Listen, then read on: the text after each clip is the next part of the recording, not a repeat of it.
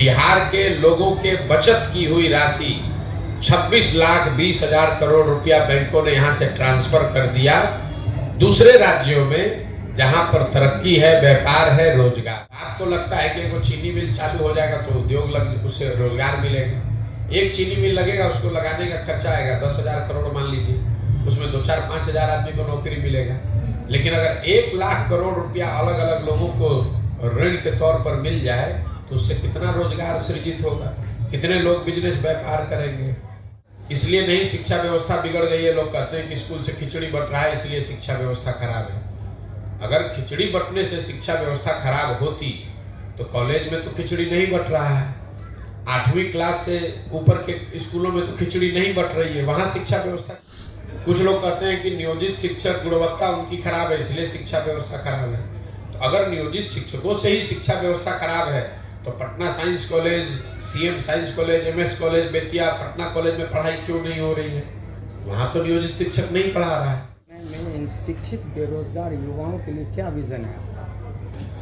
नहीं, शिक्षित और अशिक्षित बेरोजगार के लिए अलग अलग कोई विजन नहीं है। चलिए बेरोजगार के लिए विजन बताइए।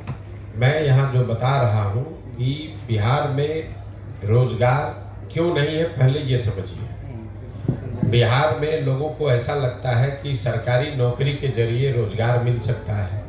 तो आपको एक आंकड़ा बता देता हूँ, 1.57% लोग ही बिहार के सरकारी नौकरी में हैं। चपरासी से लेकर मुख्य सचिव तक अगर सबकी संख्या आप जोड़ दीजिएगा तो कुल जमा 1.5% लोग ही सरकारी नौकरियों में हैं। 98.5% लोग सरकारी नौकरी में नहीं हैं। तो निश्चित तौर पर सरकारी नौकरियों के जरिए तो लोगों को रोजगार मुहैया नहीं कराया जा सकता है। ये आंकड़े आज के हैं। बिहार में रोजगार क्यों नहीं है? रोजगार दो वजह से नहीं है। एक, यहाँ की शिक्षा व्यवस्था अच्छी नहीं है, और दूसरा, रोजगार के लिए लोगों के पास पूंजी पैसा नहीं है।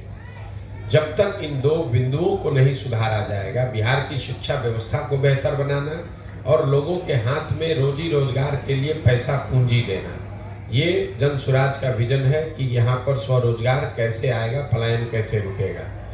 शिक्षा की जो स्थिति है वो लोगों को पता है। यहाँ पर स्कूल से खिचड़ी बंट रही है, कॉलेज से डिग्री बंट रहा है, पढ़ाई दोनों में कहीं नहीं हो रहा है। तो शिक्षित बेरोजगार, आपको भले वो शिक्षित लग रहा है, वो शिक्षित है नहीं, वो डिग्री धारक बेरोजगार है।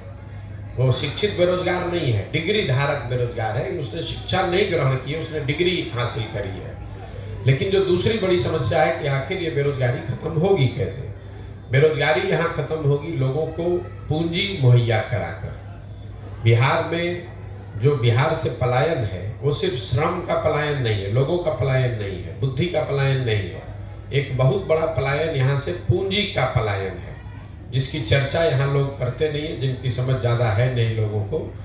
पूंजी जो है वो रोजगार का सबसे बड़ा जरिया है। अगर मान लीजिए कि आपको बाल काटने आता है, अगर आपके पास 10-20-50 हज़ार रुपये हो और बैंक से आपको 1 लाख रुपया कर्ज मिल जाए तो आप एक सैलून खोल लेंगे, उसमें 3-4-5 लोगों को नौकरी रोजगार दे देंगे। लेकिन अगर वो पैसा पूंजी आपके पास न हो तो बाल काटने आने के बावजूद जाकर किसी सैलून में आप नौकरी करेंगे, मजदूरी करेंगे। तो बिहार में पूंजी क्यों नहीं है? पूंजी के 2 स्रोत हैं, इसको पहले ध्यान से समझिए। पूंजी 2 तरीके से लोगों को मिलता है। एक, जो पैसा आप कमाते हैं, कमाने के बाद जो खर्च के बाद पैसा बचता है वही आपका मूलधन हुआ, पूंजी हुई। अगर आप 100 रुपया कमाए, 80 रुपया खर्च हुआ, 20 रुपया बचा, वही आपका पूंजी है। तो एक पूंजी का जरिया है बचत, दूसरा पूंजी का जरिया है बैंकों से मिलने वाला कर्ज। अगर आपके पास 20 रुपया बचा हुआ है, बैंक वाले आपको 50 रुपये कर्ज देंगे तो 70 रुपये का आप काम कर पाइएगा। तो बिहार में बचत इसलिए नहीं है कि यहाँ प्रति व्यक्ति आय है 35,000 रुपया। देश में प्रति व्यक्ति आय है 1,35,000 रुपया। तो 35,000 रुपया कमाने वाले समाज में इस महंगाई के ज़माने में बचत तो इतनी बड़ी हो नहीं सकती है कि आपके पास पूंजी आ जाए। दूसरा, जो बैंकों में पैसा जमा हो रहा है, बैंक यहाँ लोगों को पूंजी दे नहीं रहे, ऋण लोन दे नहीं रहे। इसका उदाहरण आप समझिए, देश में बैंकों के ऋण को नापने के लिए एक पैमाना है जिसको कहते हैं क्रेडिट डिपॉजिट रेशियो। मतलब बैंक में कितना पैसा लोगों ने जमा किया, उसके बदले में बैंकों ने कितना पैसा समाज को अलग अलग काम के लिए ऋण के तौर पर, लोन के तौर पर दिया। घर बनाने के लिए, यूट्यूब चलाने के लिए, दुकान खोलने के लिए, गाड़ी खरीदने के लिए।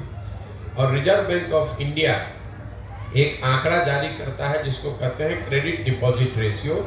देश में ये आंकड़ा है 70% का। मतलब जितना देश भर के लोगों ने बैंकों में पैसा जमा किया, अगर 100 रुपया जमा किया तो बैंकों ने 70 रुपया कर्ज के तौर पर लोगों को वापस दिया।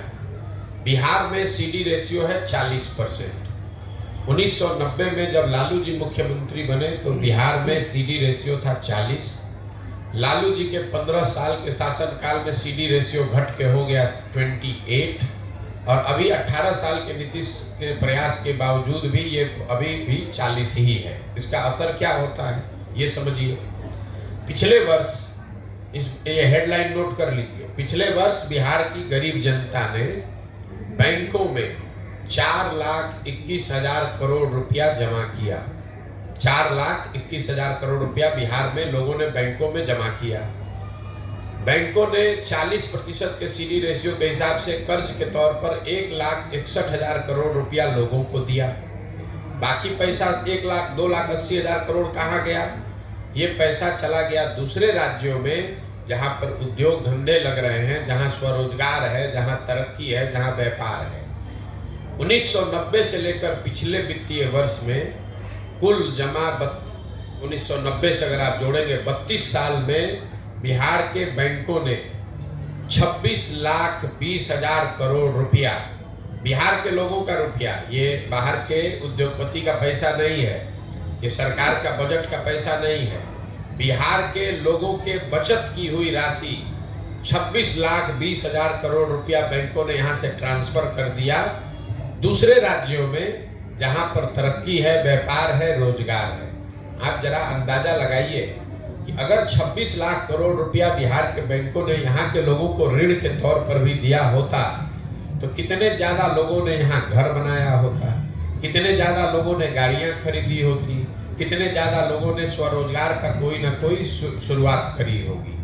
तो बिहार, और ऐसा नहीं है कि ये बैंकों की मनमर्जी है कि वो कितना पैसा ऋण दें, ये उनकी वैधानिक जिम्मेवारी है कि कम से कम 70% पैसा जो जमा होता है वो उनको ऋण के तौर पर देना ही देना है।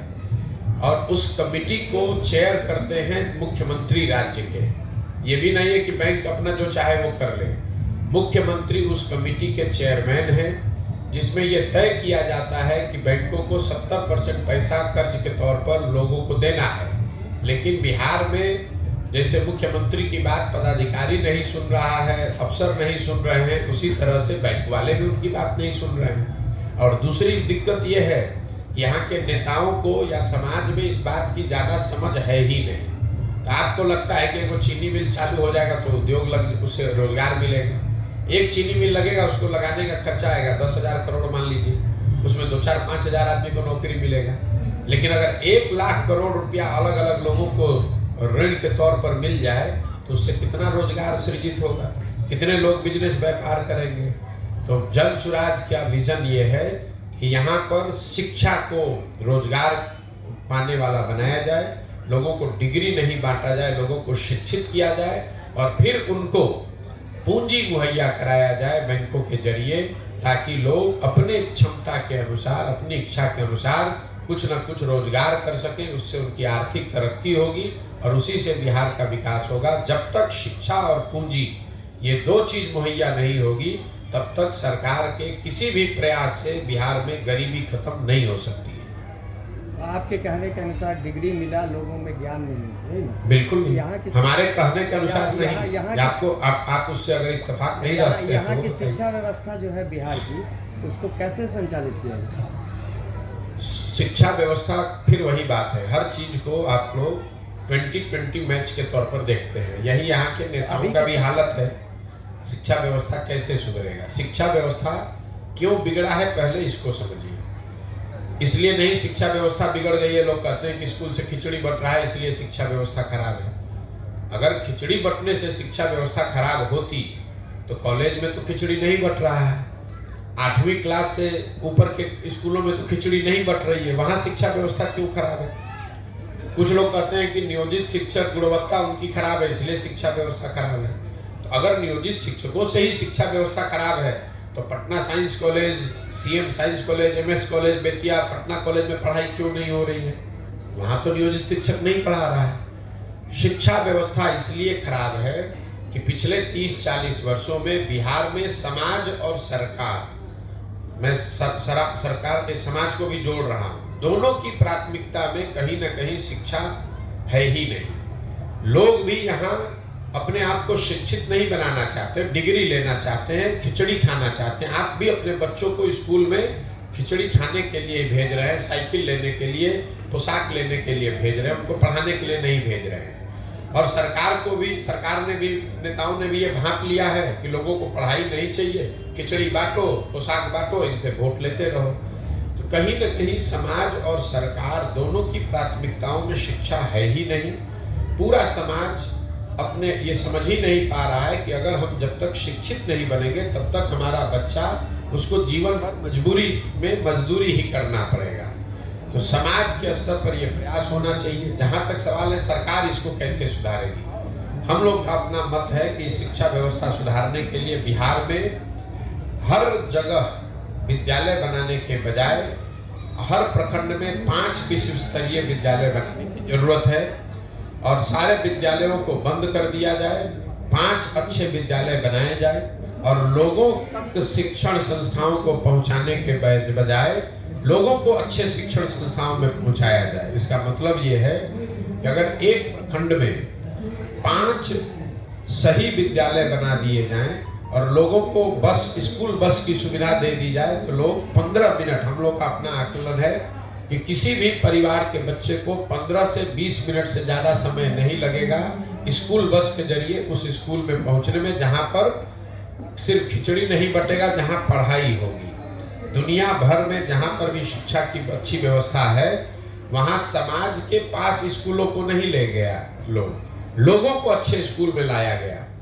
तो हम लोग की सोच ये है कि बिहार की जो शिक्षा का बजट है 40,000 करोड़ रुपया, इसका 1/3 मतलब 15,000 करोड़ रुपया इस बात पर खर्च किया जाए कि हर प्रखंड में प्रति वर्ष एक विश्व स्तरीय विद्यालय बनाया जाए, ताकि 5 वर्ष में हर प्रखंड में 5 ऐसे विश्व स्तरीय विद्यालय बन जाएं और उनको फिर लोगों को ये सुविधा दी जाए ताकि लोग बसों के जरिए या गाड़ियों से अपने बच्चों को स्कूल तक ले आएं। अगर आप दिल्ली बॉम्बे में रहते हैं तो स्कूल आपके घर के बगल में नहीं है, सबके बच्चे स्कूल बस से जाते हैं उन संस्थाओं में जहां अच्छी पढ़ाई होती है। आधा घंटा 45 मिनट लोग स्कूल बस से जाते हैं, बच्चे पढ़ते हैं और फिर स्कूल बस से वापस आते हैं। पूरी दुनिया में जहां पर भी आप जाइएगा यही व्यवस्था है। हर घर के बगल में स्कूल नहीं बनाया गया है। स्कूल एक ऐसी जगह पर है जहां पर हर आदमी बस से, गाड़ी से, साइकिल से 10 मिनट में, 15 मिनट में पहुंच सके। बिहार में क्या हुआ है, समता मूलक शिक्षा नीति के नाम पर हर जगह विद्यालयों के भवन बना दिए गए। नतीजा क्या हुआ, जहाँ विद्यालय का भवन है वहाँ शिक्षक नहीं है, जहाँ शिक्षक है वहाँ भवन नहीं है, जहाँ दोनों है वहाँ बच्चे नहीं है, जहाँ तीनों है वहाँ पढ़ाई नहीं है। तो ये समता मूलक शिक्षा नीति बनाने के नाम पर पूरी व्यवस्था को चौपट कर दिया गया। जरूरत इस बात की है कि इस चीज को फिर से रीअरेंज किया जाए और सारी व्यवस्था को 4 या 5 बेहतर स्कूल बनाने के दिशा में समेटा जाए कि हर प्रखंड में कम से कम 5 अच्छे विश्व स्तरीय विद्यालय हों। अगर हर साल हम लोग एक विश्व स्तरीय विद्यालय भी बनाएं, क्योंकि पैसा इतना ही है बिहार में कि आप एक विद्यालय हर साल बना सके, मतलब 550 विद्यालय अगर डेली हर साल बनाए जाए अच्छे, तो वो सरकार बना सकती है। अगले 10 वर्ष में एक प्रखंड में 10-10 विश्व स्तरीय विद्यालय हो जाएंगे, बजाय इसके कि कहीं कमरा बनाए तो बेंच नहीं है, बेंच बनाया तो टीचर नहीं है, टीचर है तो पढ़ाई नहीं है, इसका कोई फायदा नहीं है। क्या एक रिक्शा चलाने वाले से लेके राज्य और देश को चलाने वाले पूरे सिस्टम के बच्चे एक ही स्कूल में पढ़े, ये उपयुक्त नहीं होगा, ये बेहतर नहीं होगा शिक्षा के क्षेत्र में? नहीं, हम लोग लोकतांत्रिक देश में रहते हैं और ये कहना कि सारे लोग एक विद्यालय में पढ़ेंगे उससे शिक्षा की व्यवस्था अच्छी हो जाएगी, ये लोगों का भ्रम है। ऐसा दुनिया में कहीं कोई प्रमाण नहीं है। लोगों के पास विकल्प होना चाहिए, अच्छे विद्यालय का, अच्छे सरकारी विद्यालय का और अच्छे प्राइवेट विद्यालय का। उसके बाद उनकी अपनी क्षमता है, उनकी स्वेच्छा, उनकी मर्जी है कि वो कहाँ अपने बच्चों को भेजना चाहते हैं। जरूरत इस बात की है कि सरकारी विद्यालयों को अच्छा बनाया जाए। विद्यालय अच्छे नहीं है और सब पर कानून बनाकर कहा जाए कि आप अपने बच्चे को भी यहाँ पढ़ाइए, वो तो वही हुआ जो बिहार में हो रहा है पिछले 35 साल से। समता मूलक समाज बनाने के नाम पर सबको अनपढ़ बना दिया गया, बन गया समता मूलक। पूरा बिहार गरीब हो गया, कोई अमीर नहीं है, तो हो गई बराबरी सबकी, आपस में सब बराबर हो गए, सब गरीबे हैं यहाँ पर। तो तरक्की के दो रास्ते, बराबरी के दो तरीके हो सकते हैं। एक तरीका यह है कि सब आगे बढ़े, दूसरा तरीका है कि भैया किसी को आगे मत बढ़ने दो, सब बराबर ही कमा रहा है, सब गरीब है। तो आप जो बात बता रहे हैं वो दूसरा तरीका है जो सही नहीं है, कि विद्यालय बने चाहे न बने, लोग को लगता है कि वहां पर सारे अफसर के बच्चे पढ़ने लगेंगे तो विद्यालय सुधर जाएगा। नहीं सुधरेगा। विद्यालय अच्छा बने, उसके बाद लोगों की स्वतंत्रता है, जो अगर विद्यालय अच्छा होगा तो लोग वहां जरूर पढ़ने आएंगे। जो सरकारी कॉलेज हैं, आप जो बात कर रहे हैं, दिल्ली में अगर मान लीजिए कि सेंट स्टीफेंस है या हिंदू कॉलेज है, पटना में भी पहले साइंस कॉलेज था, पटना कॉलेज था, तो वहां पर तो बड़े से बड़ा अफसर भी अपने बच्चे को पढ़ाना चाहता था। उसके लिए कोई कानून थोड़े ना बनाया गया था, क्योंकि सबको मालूम है कि साइंस कॉलेज में हमारा बच्चा पढ़ेगा तो वहाँ अच्छी पढ़ाई होती है। तो बहुत बड़े आदमी का बच्चा भी प्राइवेट स्कूल में 12वीं नहीं करने जाता था, वो साइंस कॉलेज में पढ़ने जाता था। तो वो कानून बनाने से चीजें ठीक नहीं हो सकती हैं, आपको व्यवस्था सुधारने की जरूरत है। एक और सवाल है कि आपने तो कई राजनीतिक दल के लोगों का काम करके काम बना दिया है, और अब आपके दिमाग में इस तरह की बात आई है, जो मिशन है आपका, और ये अच्छी बात है, इसकी सराहना अधिक हो रही है, कई तरह की टिप्पणियां भी हो रही हैं उसके पीछे। बहरहाल पीछे की बात मैं नहीं पूछना पड़ता, ये पूछना चाहता हूँ कि ये बात आपके दिमाग में आई कैसे, और बिहार की ज़मीन को आपने बहुत अच्छे से देखा है, और अब तो आपका यात्रा भी बहुत लंबा हो चुका है।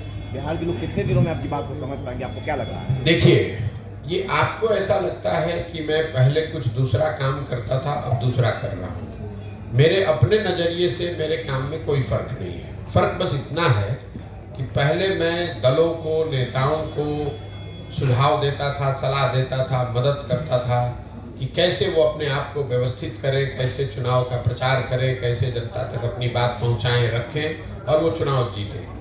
काम मैं वही कर रहा हूँ, सिर्फ दलों और नेताओं के बजाय अब ये सुझाव और सलाह हम बिहार की जनता को दे रहे हैं। बिहार की जनता को ये बता रहे हैं कि आप किन मुद्दों पर वोट दीजिए, कैसे आप आपस में संगठित होकर दल बना सकते हैं, कैसे आपको किसी के पीछे चलने की जरूरत नहीं है, आप अपने और अपने बच्चों के लिए बेहतर व्यवस्था बना सकते हैं। और पहले मैं दलों की मदद कर रहा था, अब इनकी मदद कर रहा हूँ। आपने पूछा कितने दिनों में बिहार के लोगों को समझ में आ जाएगा। मुझे इसका कोई इल्म नहीं है और न मुझे उसके लिए कोई घबराहट है। आप देख रहे हैं पदयात्रा जो मेरी चल रही है, इसमें कोई किलोमीटर फिक्स नहीं है। इसमें ये नहीं फिक्स है कि हमको 6 महीना में इसको कर लेना है, झंडा गाड़ के फिर खड़े हो जाना है। हमें बिहार के जहां तक हो सके जनमानस तक अपनी बात को पहुंचाना है, उनको समझाना है, उनसे जाकर मिलना है, समझना है और उनको संगठित करने का ये प्रयास है। करने में 2 बरस भी लग सकता है, 3 बरस भी लग सकता है। इसके बाद जनता समझेगी कि नहीं समझेगी, ये बात, ये निर्णय तो आप लोग को देखना करना है। जब मैं चल रहा हूँ पैदल तो मैंने कोई दल नहीं बनाया है, मैं कोई वोट नहीं मांग रहा हूँ, मैं कोई लोगों की मदद नहीं कर रहा हूँ।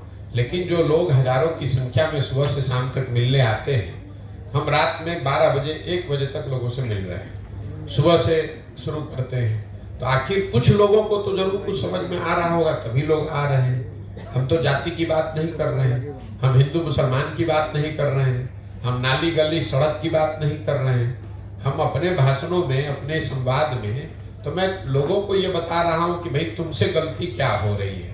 इसके बावजूद लोग मानते हैं और कहते हैं कि नहीं भैया, जो बात आप बता रहे हैं वो ठीक है, आप ये प्रयास कीजिए, आपसे हम लोग जुड़े हुए हैं। समय लग सकता है, इसमें कोई दो मत नहीं है।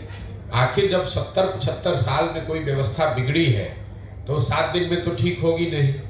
दूसरा जो ये तरीका है लोगों को जाकर बताने का, तो पूरा बिहार में हम जाकर पहले लोगों को बताएंगे, तभी तो ये समझ में आएगा कि लोगों को बात समझ में आई कि नहीं आई। जिन जगहों पर हम गए हैं वहां पर लोगों को समझ में आ रहा है, ऐसा मुझे लगता है। क्योंकि पदयात्रा जब मैंने शुरू किया था तो मेरा लक्ष्य था कि हर प्रखंड से 20 लोगों को कम से कम हम ढूंढ कर समझा कर निकालेंगे, और वो 20-20 लोग भी अगर हर प्रखंड से आ जाएं तो पूरे बिहार से करीब 12-15 हजार लोग हो जाएंगे। वो लोग मिलकर ये दल, ये नया विकल्प, नया व्यवस्था बनाएंगे। अभी जहाँ तक पदयात्रा हुई है उसमें हर प्रखंड में 2000 से 2500 लोग इस परिकल्पना से, इस सोच से जुड़ रहे हैं। प्रखंड की आबादी 2.5 लाख है, 2500 उसके हिसाब से बहुत बड़ा नंबर नहीं है, लेकिन 2500 एक प्रखंड से कोई नया दल बनाने के लिए आ रहा है, ये संख्या अपने आप में अद्भुत है। किसी भी दल के पास एक प्रखंड में 2-2.5 हजार कार्यकर्ता नहीं हो सकता, उसके वोटर चाहे जितने भी हों। तो उस नजरिए से जरूर लोगों को कुछ बात समझ में आ रही है, लेकिन इसका असर कितना होगा ये तो जब पूरी यात्रा खत्म होगी, जब दल बनेगा, जब वो दल के तौर पर हम समाज में जाएंगे, तब पता चलेगा कि लोग इससे कितना जुड़े और नहीं जुड़े। कांग्रेस के राहुल गांधी का जो भारत जोड़ो यात्रा था उससे कितना अलग है आपकी? भाई राहुल गांधी बहुत बड़े आदमी हैं। वो कांग्रेस पार्टी के लिए पदयात्रा कर रहे थे, अपने लिए पदयात्रा कर रहे थे, और 6 महीने, ठीक बात है, 6 महीने में उन्होंने पूरे भारत की यात्रा करी। हम बहुत छोटे आदमी हैं, हमारे पास दल भी नहीं है, और हम 15 महीना से पैदल चल रहे हैं, और हम कुल जमा 12 जिले में 40-45% बिहार ही घूम पाए। तो निश्चित तौर पर फर्क है। राहुल गांधी जी रोड पर चलते हैं, हम लोग गाँव में चलते हैं। राहुल गांधी जी ने एक तय सीमा में उन्होंने उस यात्रा को पूरी की। हमारे पास कोई समय सीमा ही नहीं, हम बेरोजगार बैठे हुए हैं तो 2-4-5 वर्ष भी घूमेंगे, हमें कोई दिक्कत नहीं है। उनके पास बहुत सारे काम हैं, पूरा देश उनको देखना है, तो 6 महीना ही समय निकाले तो उनके लिए बहुत है। मुझे ऐसा लगता है कि बिहार को के बेहतरी के लिए मुझे 2 साल लगे, 3 साल लगे, मुझे जमीन पर उतरकर गांव-गांव जाकर जो काम मैं कर रहा हूं वो करूं। दूसरा क्या कर रहा है उससे हमें कोई लेना देना नहीं। सर 2014 से जो देश की राजनीति में उपजा है जाति धर्म, आप पदयात्रा चला रहे हैं, बिहार के लोगों को जागरूक कर रहे हैं, विकास पे चुनाव लड़िए, अपने लिए चुनाव लड़िए, अपने बच्चों के लिए वोट दीजिए। आपको लग रहा है कि यहाँ के लोग आपकी बात से सहमत हैं या फिर आपकी बात को समझ रहे हैं? भैया मैं आपको बार बार वही सवाल आप दोबारा पूछ रहे हैं जो साहब ने पूछा। लोग समझ रहे हैं कि नहीं, ये बात तो आप लोगों से पूछिएगा, हम तो बता नहीं सकते हैं, हम तो अपनी बात कह रहे हैं। आपने कहा कि अगर लोग, मैंने ये कहा कि अगर लोग समझ नहीं रहे तो यहाँ आ क्यों रहे? हम किसी को गाड़ी भेज कर तो बुला नहीं रहे, हम तो यहाँ कैंप में बैठे हुए हैं। 25 आदमी आएगा तो भी बात करेंगे, 500 आदमी आएगा तो भी बात करेंगे। कोई आपको ये नहीं मिला होगा ये बताने वाला कि प्रशांत किशोर ने गाड़ी बस भेजा है, हम लोग को कैंप में बुलाया है। हम आकर यहाँ पर कैंप लगाकर बैठे हैं, अपनी बात कह रहे हैं। आपको अच्छा लगे तो जुड़िए, नहीं अच्छा लगे तो जहाँ है वहाँ रहिए। ठीक है भैया। नीतीश कुमार का बनारस रैली होने वाला है, आप बोलते हैं कि नीतीश कुमार का राष्ट्रीय स्तर पर कोई वर्चस्व नहीं है। हमको बोलने की जरूरत है। नीतीश कुमार का बिहार में जब कोई वर्चस्व नहीं तो राष्ट्रीय स्तर पर कैसे वर्चस्व हो जाएगा? आप हमारे कहने पर मत जाइए। 243 विधायकों के यहाँ पर विधानसभा में नीतीश कुमार का 42 गो विधायक है, तो क्या बताता है कि बिहार में बहुत उनका वर्चस्व है। 12-13% पूरे बिहार में वोट उनको मिला है, तो ये क्या बताता है? अगर 100 में 12% आपको वोट मिलेगा तो बिहार में आपका वर्चस्व बताता है। तो जिसका बिहार में ही वर्चस्व नहीं है उसका देश में कैसे हो जाएगा? ये तो लॉजिक, कॉमन सेंस की बात है। रैली करने को तो जाके आप जाकर केरल में रैली करने लगे तो कोई रैली करने पर तो रोक है नहीं। सुशासन बाबू क्यों कहला रहे हैं? हमको तो कोई नहीं मिला जो नीतीश कुमार को सुशासन बाबू अभी कह रहा है। पहले किसी जमाने में 2005 से 2012-13 का एक दौर था जब लोगों को, बिहार की जनता को ऐसा लगा था कि बिहार में कुछ सुधार हो रहा है, और वो इसलिए लगा था कि बिहार की जनता ने 15 बरस लालू राज, जंगल राज देखा था। तो जब बहुत अंधेरा होता है उसमें एक छोटा सा दिया भी जलेगा तो उसका प्रकाश थोड़ा ज़्यादा दिखता है, और कुछ प्रयास उन्होंने शुरुआती दिनों में किया भी था। लेकिन 2014 के बाद जो नीतीश कुमार हैं उनको कोई भी सुशासन बाबू नहीं कहता। वो तो खुद ही अपने आप को अगर कह रहे हैं तो सुशासन बाबू कह रहे हैं, जनता तो नहीं कह रही है। कहीं गांव देहात सड़क पंचायत पे तो हमको कोई नहीं मिला ये कहता हुआ कि नीतीश कुमार सुशासन बाबू है या जो राज वो चला रहे हैं इसमें सुशासन है। लोग तो ये बताते हैं कि लालू जी के राज में अपराधियों का जंगल राज था, नीतीश कुमार के राज में अधिकारियों का जंगल राज है। फर्क तो कुछ नहीं है दोनों में। अच्छा, बहुत लंबे समय से नीतीश कुमार और तेजस्वी यादव एक मंच पे दोनों साझा नहीं किए, क्या लग रहा है आपको नीतीश कुमार फिर? भाई इतना हम दिमाग लगाते नहीं है, नीतीश कुमार कहाँ रहेंगे तो किसके साथ मंच साझा कर रहे हैं। नीतीश कुमार को खुद नहीं पता है कि वो कहाँ रहेंगे। हमको इतना पता है कि नीतीश कुमार के राजनीति का ये अंतिम दौर चल रहा है। आने वाले कुछ महीनों में खास करके लोकसभा चुनाव में चुनाव के साथ नीतीश कुमार के दल जनता दल यूनाइटेड का विघटन शुरू हो जाएगा और उसके बाद कुछ महीनों में उनका पूरी तरीके से यहाँ खात्मा हो जाएगा राजनीतिक तौर पर। वो न दल बचेगा, न दल के लोग बचेंगे, न दल के नेता बचेंगे। लोकसभा चुनाव तक जितना हाथ पांव मारना है मार लीजिए, एक दो सीट जहाँ लड़ना है लड़ लीजिए, एक दो कहीं कोई सफलता मिल जाए तो मैं नहीं कह सकता हूँ, लेकिन हमने ये कहा है कि लोकसभा चुनाव में नीतीश कुमार के जनता दल यूनाइटेड को 5 सीट भी नहीं आएगा। अगर आएगा तो हम बिहार की जनता के सामने खड़ा होकर अपनी गलती मानने को तैयार हैं। तो आपके हिसाब 5 सीट भी नहीं आएगा, उनको नहीं आएगा। उसके बाद उनके दल का विघटन होना अवश्यंभावी है। सर, बिहार की राजनीति को आपने नज़दीक से देखा है, कितना भी विकास की बात कर लीजिए, लेकिन जब वोट का वक्त आता है तो वही जाति देखी जाती है। आपका क्या इरादा, मतलब आप चुनाव के टाइम में बताएंगे कि मैं ये करूँगा? आपके जितना तो राजनीति की हमको समझ नहीं है, लेकिन अगर आप ही के बात को हम सही मान लें तो आप हमको समझा दीजिए कि मोदी जी को बिहार में तो वोट पड़ा है कि नहीं पड़ा है? पड़ा है। मोदी जी के जाति के कितने लोग बिहार में रहते हैं ये बता दीजिए। अगर जाति पर ही, आपने कहा कि हर आदमी जाति पर ही वोट देता है, तब तो मोदी जी को बिहार में एक भी वोट नहीं मिलना चाहिए था। इसी बिहार में 20% मुसलमान रहते हैं। ये सारे लोग जनता दल ये आरजेडी को वोट देते हैं, तो लालू जी की जाति और मुसलमानों की जाति तो एक नहीं है, तो क्यों देते हैं ये लोग वोट आरजेडी को? इतना जो आप लोग सिंप्लीफाई कर देते हैं कि सब जाते पर दे रहा है। अगर ऐसा होता तो ना मोदी को वोट मिलता हिंदुओं का, ना आरजेडी को वोट मिलता मुसलमानों का। वोट मूलतः यहाँ 4 बिंदुओं पर पड़ता है। पहला, उसमें एक जाति भी बड़ा मुद्दा है, लेकिन जाति एकमात्र मुद्दा नहीं है। समाज में एक बहुत बड़ा वर्ग है जो हिंदू मुसलमान के नाम पर वोट देता है। तीसरा, एक बहुत बड़ा वर्ग है जो भाजपा का वोटर नहीं है, लेकिन उसको लालू जी से विरोध है, लालू जी से डरता है, इसलिए जाके डर के मारे भाजपा को देता है। 5 वर्ष वो भाजपा के नेताओं को गाली देता है, लेकिन चुनाव जब दिखता है कि सामने आरजेडी जीत सकती है तो आरजेडी को तो दे नहीं सकता, तो जाके भाजपा को देता है। और यही हाल कमोवेश मुसलमानों का है। ये आरजेडी के वोटर नहीं है, ना जाति के आधार पर ना धर्म के आधार पर। इनको लगता है कि भाई भाजपा को तो हम दे नहीं सकते हैं, तो हम किसको देंगे? एक आरजेडी बचा, उसको आरजेडी को वोट देते हैं। तो जो मजबूरी का वोट है उसको आप जाति का वोट ना बताएं। ये जाति का वोट नहीं है, ये मजबूरी का वोट है, डर का वोट है, विकल्प नहीं है इसलिए दे रहे हैं। विकल्प बन जाएगा, नहीं देंगे उसको वोट। अच्छा, केंद्र में जो अभी सरकार है तो इसको कितना फर्क पड़ेगा 24 लोकसभा में ये इंडिया गठबंधन जो बना है? कितना फर्क पड़ेगा इस पे निर्भर करता है कि इंडिया गठबंधन कितना बढ़िया बनता है, कितना बढ़िया उसको चलाया जाता है, क्या कार्यक्रम। स्कोप क्या है भैया? ऐसा है, आप किताब खरीद के ले आइएगा घर, उससे परीक्षा पास हो जाइएगा।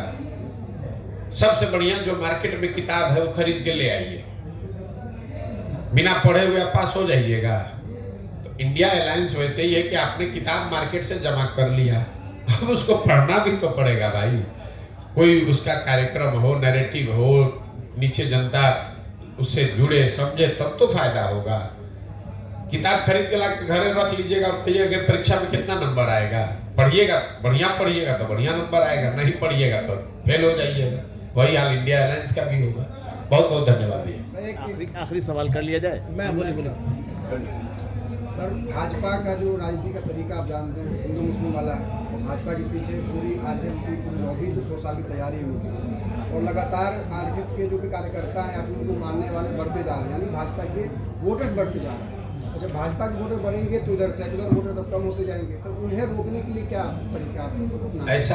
ऐसा है कि अगर भाजपा के वोटर बढ़ ही रहे हैं जैसा आप बता रहे हैं, तो भाजपा फिर 15 राज्यों में चुनाव कैसे हारी है? तो जीत भी रही है सर।